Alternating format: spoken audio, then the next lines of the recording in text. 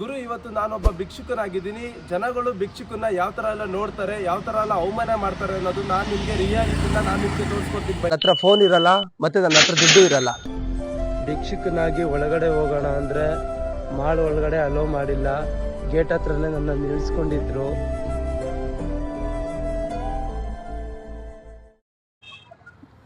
ಆದ್ರೆ ನಾನು ಹೇಗಾದ್ರೂ ಮಾಡಿ ಕೆಲಸನ ಮಾಡಬೇಕು, ಇಲ್ಲ ಅಂದ್ರೆ ಭಿಕ್ಷೆ ಬೇಡಿ ಊಟನ ಮಾಡಬೇಕು. ಬೆಂಗಳೂರಲ್ಲಿ ಭಿಕ್ಷುಕರ ಜೀವನ ಹೇಗೆಲ್ಲ ಇರುತ್ತೆ, ಎಷ್ಟೆಲ್ಲ ಕಷ್ಟ ಇರುತ್ತೆ ಅಂತ ನಾನು ನಿಮ್ಗೆ ತೋರಿಸ್ಕೊಡ್ತೀನಿ ಬನ್ನಿ.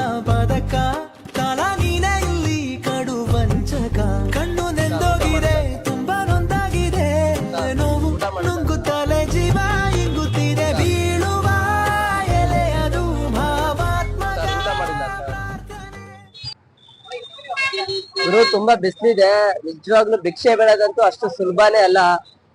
ನಾನು ಸುಮಾರು ಸಲ ಕೇಳಿದೀನಿ, ಯಾರು ಕೊಡ್ತಾನೆ ಇಲ್ಲ. ಬೆಂಗಳೂರಲ್ಲಿ ತುಂಬಾನೇ ಭಿಕ್ಷೆ ಬೇಡ, ತುಂಬಾನೇ ಕಷ್ಟನೇ.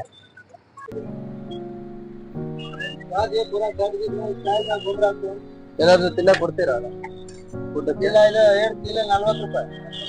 ಕಾಸಿಲ್ಲ, ಕಾಸಿಲ್ಲ. ಈ ಬೆಂಗಳೂರಲ್ಲಿ ಏನಿಲ್ಲ.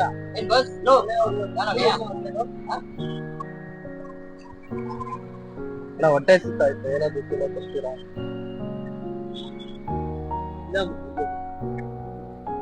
ನಾವು ಹೋಗಪ್ಪ, ಇವಾಗ ಬಂದು ನಾವು ಜೋರ್ತಾ ಇದೀವಿ.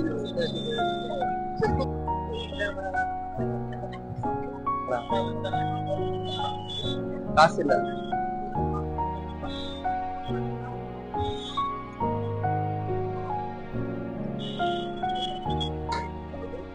ಒಂದ್ ಚಕ್ಲಿ ಕೊಡ್ತೀರಾ?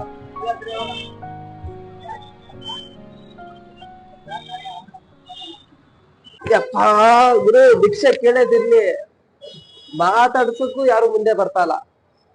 ನನಗೊಂದು ಬೆಳಿಗ್ಗೆ ಒಂದ್ ಸಾಂಗ್ ನೆನಪಾಯ್ತೈತೆ. ಭಿಕ್ಷುಕನಾದರೂ ಕನ್ನಡ ನಾಡಲೆ ಮೇರೆವೆ ಅಂತ.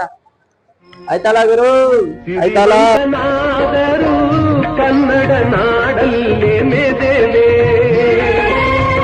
ಭಿಕ್ಷುಕನಾದರೂ ಕನ್ನಡ ನಾಡಲ್ಲಿ ಮಡಿವೆ.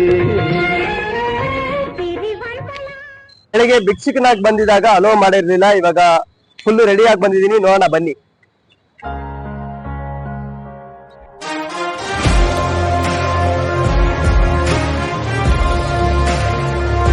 ಭಿಕ್ಷುಕನಾಗಿ ಬಂದಿದ್ದಕ್ಕೆ ಅವಾಗ ಅಲೋ ಮಾಡಿರ್ಲಿಲ್ಲ, ಇವಾಗ ಅಲೋ ಮಾಡಿದ್ದಾರೆ. ಒಳ್ಳೆ ಬಟ್ಟೆ ಹಾಕಿ ಬಂದಿರೋದಕ್ಕೆ.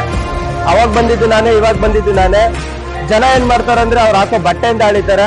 ಅದೇ ಭಿಕ್ಷುಕನಾಗಿ ಬಂದಿದ್ದಾಗ ಒಳಗಡೆನೂ ಸೇರ್ಸಿರ್ಲಿಲ್ಲ, ಹಾಗೆ ಆಚೆ ಕಳಿಸ್ಬಿಟ್ರು. ನಾವ್ ಹಾಕೋ ಬಟ್ಟೆಯಿಂದ ಆಳಿತಾರೆ. ಯಾಕಂದ್ರೆ ಆತರ ನೋಡ್ಬಾರ್ದು ಜನಗಳು, ಅವ್ರದ್ದಾದಂತ ಒಂದು ರೆಸ್ಪೆಕ್ಟ್ ಇರುತ್ತೆ.